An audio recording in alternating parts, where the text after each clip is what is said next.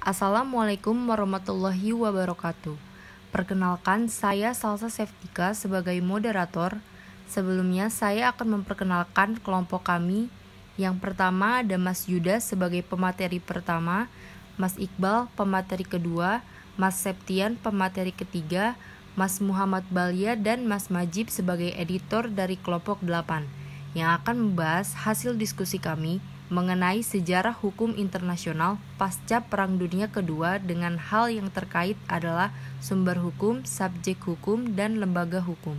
Berikut ini adalah bentuk poster untuk pembahasan materi kami di video ini. Langsung saja simak penjelasan pertama dari Mas Yuda. Aturan hukum internasional pasca Perang Dunia Kedua. Pertama, perubahan dalam pengaturan tentang hukum laut atau Konvensi Hukum Laut tahun 1982 yang membawa norma-norma hukum baru di bidang hukum laut. Selanjutnya, perubahan kedua yaitu pada sebagian di dalam isi perjanjian utama dari Konvensi Jenewa yang mengatur tentang pelarangan penggunaan peralatan atau alat perang tertentu di dalam suatu konflik. Selanjutnya, perubahan ketiga yaitu ada perubahan di dalam hukum HAM internasional, di mana perubahan ini mengenai perlindungan terhadap hak-hak individu atau kelompok yang dilindungi secara internasional dari pelanggaran yang terutama dilakukan oleh pemerintah atau aparat itu sendiri, termasuk di dalamnya upaya penggalakan hak-hak tersebut. Hukum kebiasaan pasca Perang Dunia Kedua.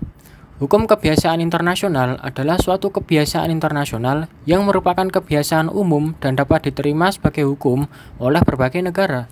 Adapun contoh dari hukum kebiasaan internasional itu sendiri seperti yang pertama pada hukum perang yang diatur dalam Perjanjian Jenewa tahun 1949 yang mengatakan bahwa ketika berperang tidak boleh menyerang selain objek militer seperti petugas kesehatan, petugas kemanusiaan, reporter, dan lain-lain.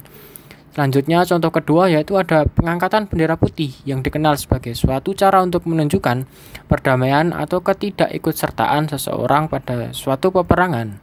Selain itu, bendera putih juga menandakan salah satu pihak yang berperang menyerah atau menginginkan gencatan senjata. Sehingga menurut peraturan perang, orang-orang yang mengibarkan bendera putih dilarang untuk dibunuh. Selanjutnya ada contoh ketiga, yaitu menghidupkan lampu kapal ketika memasuki batas wilayah negara lain. Selanjutnya contoh keempat, ada penggunaan karpet merah dalam menyambut tamu asing atau tamu kenegaraan, dan masih banyak lagi. Subjek hukum internasional pasca Perang Dunia II. Secara umum, subjek hukum internasional diartikan sebagai pendukung hak dan kewajiban. Lembaga hukum internasional pasca Perang Dunia Kedua adalah Perserikatan Bangsa-Bangsa atau yang biasa disingkat PBB.